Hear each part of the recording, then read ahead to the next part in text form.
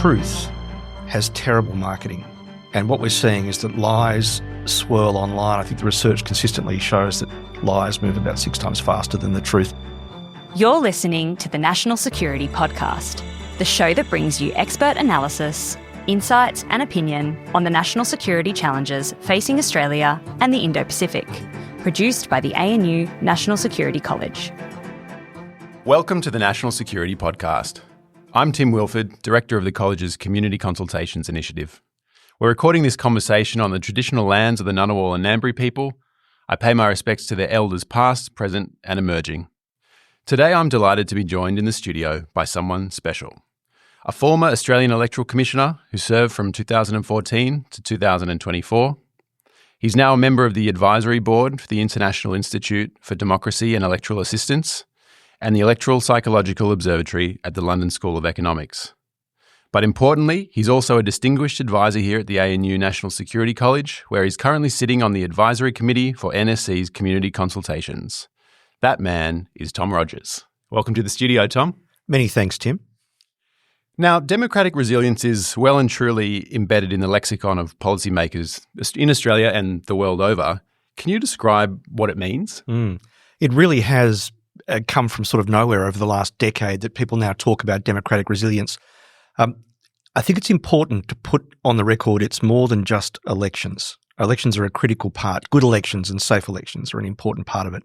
But it's about how we participate as a community in our democratic process, ensuring that's safe, protecting the participation of our citizens, ensuring that citizens have access to accurate information about our democracy and about our elections, and ensuring that we can make decisions based on accurate information moving forward. And there's probably 100 other things that might be put in there, but for me, they're the critical things. And can you explain why those things you've just described are a critical national security issue? Well, all government and parliamentary legitimacy rests on free and fair elections. It's as simple as that. And the centrepiece, by the way, of that, Tim, is trust. People have to trust the electoral process. Now, to trust the electoral process, they need to understand it, and that electoral process needs to be driven by accurate information about the process. It's just so important that we have clear information and an understanding of that process amongst citizens. And did that debate evolve much while you were in the hot seat at the AEC for the decade? It fundamentally changed. You know, when I arrived as the Deputy Commissioner, I think in about 2012, frankly, most election management bodies around the world were just about delivering elections. Just we run a good election, that'll be fine. Because of the information environment, that fundamentally changed during that period. And now most election management bodies are involved in helping to protect the democracy in addition to running those elections. It's become so important for us. And so something that you regularly talk about is running an election, especially a federal election, is essentially the largest single peacetime logistical event in the life of a country. And so what are the electoral implications if Australia is now somewhere in the grey zone between peacetime and wartime? Look, it is complex. I know people probably don't think that. I've even had friends say to me, what a sweet job you have, Tom. You a couple of weeks work every 3 years. And I know that the current commissioner and his staff will be getting, the same thing, because there's a thing, Tim, called the Electoral Commission's dilemma, which is the commission makes the whole thing look so easy that people actually think it is. Whereas the reality is it's an incredibly complex thing, as you've mentioned. It's kind of like building a Fortune 500 company in 4 weeks and then dismantling it afterwards. So it is already complex before any other changes occur.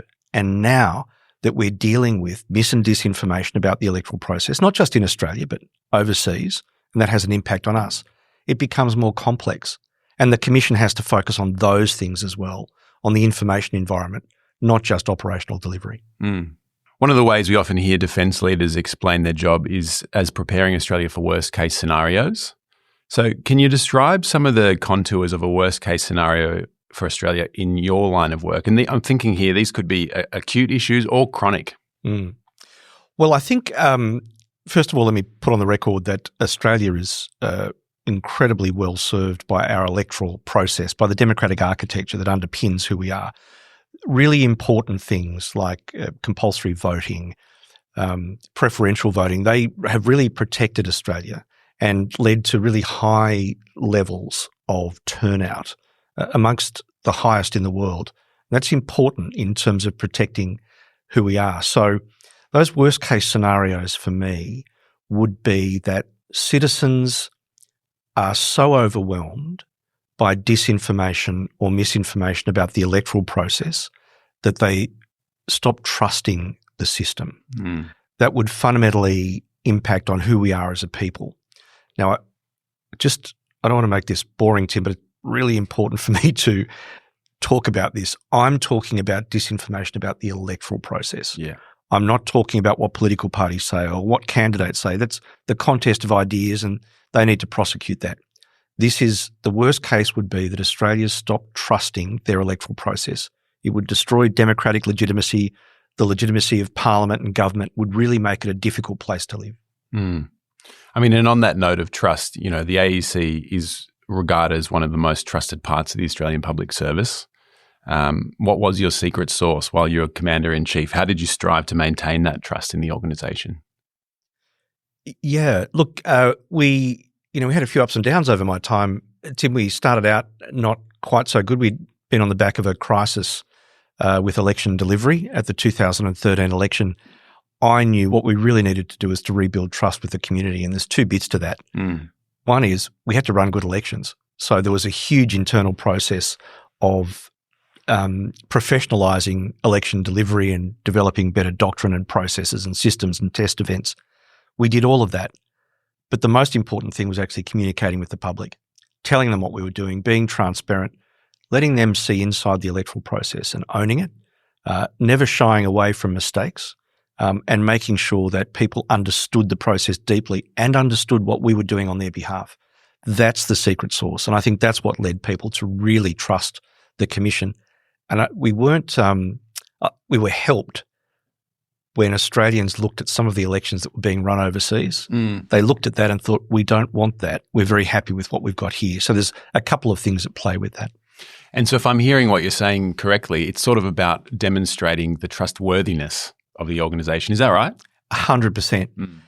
We developed a thing called our reputation management system, which is designed to obviously manage the reputation of the AEC. And the point you've just made was really interesting. The first version of that, we had all these things in it. I won't go through the detail. But I looked at it after a few months. I thought there's something missing from this, reputation management system. And I had a deeper look. The thing we'd left out was being operationally excellent. I'd kind of assumed it, but the thing is you can't have a reputation to manage unless you're actually delivering a good event and you've got good mechanics underneath it. So you need to do two things: be competent, but also be able to explain what you're doing very clearly. It's not good enough just to be competent, and nor is it good enough just to be good at talking. You've got to be able to do both. And are many of those things or all of those things that you're describing, in your view, replicable for other important national institutions? Or is there something special, unique about the AEC that made your case, out of the ordinary, if you like? I think there are many things that are replicable. I think particularly the reputation management system that we put in place and the courage to actually front up to the community and explain what you're doing, and also take the bad bits of that as well. And we did that, I think, very well when I was Commissioner, and I know the current Commissioner is also very strong on that. It would be wrong of me, though, not to talk about the advantage that the AEC had in this regard, which is it is an independent entity, and ministers and prime ministers can't tell it what to do. And so that adds to that sort of level of courage that you have, that you know that you have to do those things, and you also know you don't have to get clearance to do those things. It's a really important structural piece for Australia's democracy that they've set up the AEC as an independent entity. I think it's one of the real strengths of the entire process. Australia's got a rich history in democratic innovation, very well documented in Judith Brett's book, From Secret Ballot to Democracy Sausage. Great book. You've read it? Yeah. Yeah, I liked it as well.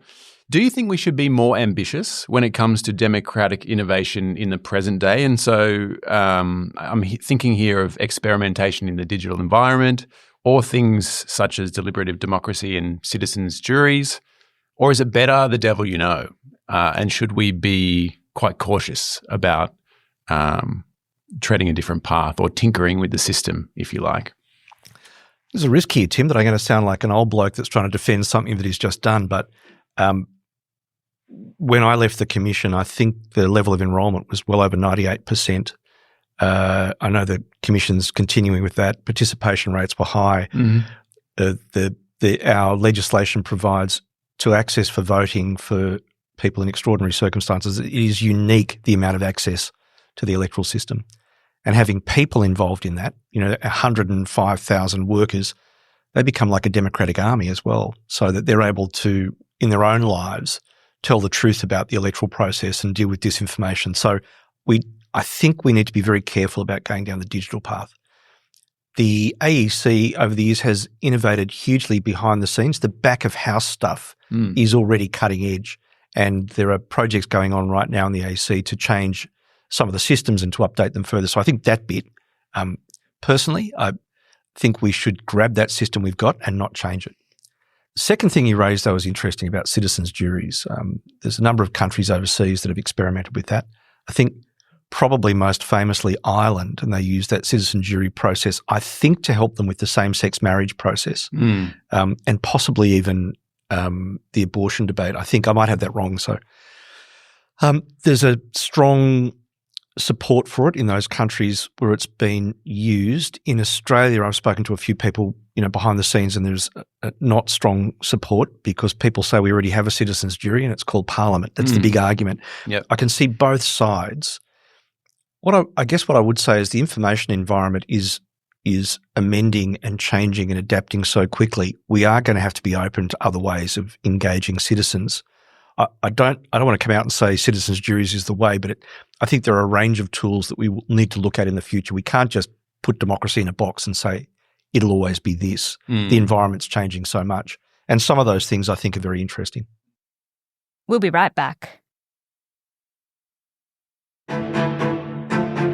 In this disrupted world, Australia needs security professionals more than ever. Join the next generation studying at the ANU National Security College. Our programs uniquely fuse academic knowledge with practitioner experience and fit around your lifestyle with study offered online and on campus. Follow the link in the show notes for more information about programs and scholarships. The ANU National Security College. Engaging minds for a secure Australia. And I think you mentioned previously that voting is the centrepiece, if you like, of Australian democracy, but part of it is also about civic participation.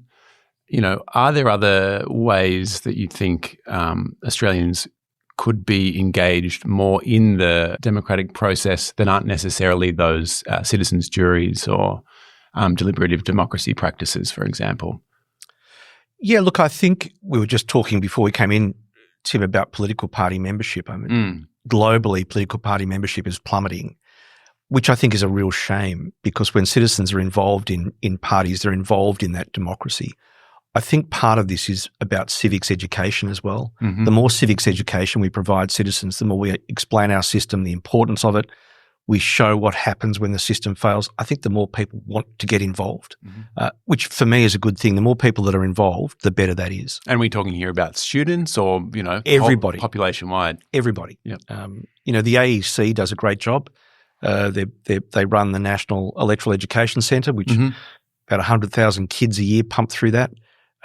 They're doing a range of other things. I know the current commissioner is very keen on civics. I know up in Parliament, they've been doing some great work with the Parliamentary Education Office, amongst others. But we need to scale this up, I think, as well, and get everyone involved, not just kids, but right across the board, from young to old, to give people knowledge about our electoral system and the democratic architecture of Australia. Tom, there's been a lot of discussion around some of the things that are causing this decline in trust globally. Technology and artificial intelligence and social media as well often comes up as one of the culprits. What's your perspective on these things? I mean, you mentioned at front the Judith Brett book, which was fantastic outlining of Australia's electoral history, and I think post the secret ballot in Australia, things were mostly calm-ish up until about 2013, and we're in this new electoral era at the moment, a new epoch of democracy and elections, driven by, I think, social media and people's access to social media. So from my perspective, we're seeing technology really impacting on how elections delivered. But to be clear, mis and disinformation didn't start with social media or in 2013. Mis and disinformation have been with us since the very beginning of elections. There's a great story about, I think, Mark Antony was subject to mis and disinformation about his relationship with Cleopatra, which, damaged his chances of becoming consul or whatever the election was that he was standing for. But what we're seeing is technology turbocharging that in a way we haven't seen before. And I think AI is the latest part of technology. So I've been dwelling on this a lot, and I think I've used as a explainer 3 V words that talk about the potential for AI. So artificial intelligence, amongst other technological tools, is producing information at a volume we've never seen before. So there's always been disinformation, but this is now potentially producing it at a volume we've never seen, at a velocity we've never seen before. So it's just so damn quick. And the last one is the most worrying V word. It's veracity. So it means that this information is becoming very hard to pick up what's real and what's not real. So we've got, if you think of a metaphor, it's the poor old voter in a little rowboat being buffeted by these waves, with velocity and veracity and volume. And it's this sea of disinformation. So we're asking the voter to navigate this without much assistance. And I think what we need to do is to think about the impact of what technology is, how we can provide that assistance. And I think the assistance is through civics education, digital literacy, media literacy, all of these sorts of things that will really assist people make sense of the world that they're in. And we're recording this in October of 2025, a few months out from the social media restrictions coming into place later in this year. On the other side of the coin from media literacy and giving our citizens the capabilities they need to decipher and I guess wade through this very complex information environment, do you think Australia needs to be more ambitious when it comes to how we deal with the tech titans? You, I'm sure in your previous role, had a lot of engagement with social media companies, so are probably quite well placed with regards to how they see their social license and what they think or don't think is their responsibility. Is there more work required in this space, or do we have to take another path? So I should put on the table here that these are my personal views. So just very important. I'm not speaking on behalf of the AEC. I'm no longer the commissioner, and nor am I speaking on behalf of the government. And these are just personal opinions. I think that the way the social media companies have interacted with election management bodies globally has gone through various waves. And at various times, they've been more likely to take down false information. Now, there's a whole range of issues associated with takedown in any case. Sometimes it actually creates the reverse effect from the one that you think. But it seems to be over the last couple of years, they've moved away from any of that. And it's very hard to deal with. It is very complex to get the social media platforms to change their rules in that regard. So from my perspective, it doesn't mean we shouldn't do that, but we should also do other things that are more likely to succeed. And we come back to that bit, about digital and civics literacy, which is so important. So it's not telling people what to think, but giving them the skills they need to navigate that information online, to make up their own minds. And that is better than just worrying about whether or not we're going to be able to fix the algorithm problem, because that may never happen. Yeah. So I think what we really need to do is to focus on some of those issues. There's other stuff that people talk about as well. I might just wax lyrical about that for a moment. But please. You hear all sorts of solutions put up, things like censorship, labels on AI content, and people, are genuine in their belief that might make a difference. And they might be right. But from my perspective, there is so much AI-generated content that if you start labeling it, it's just going to become like wallpaper. And there's this implied truth effect. I think, what do they call it? The liar's dividend.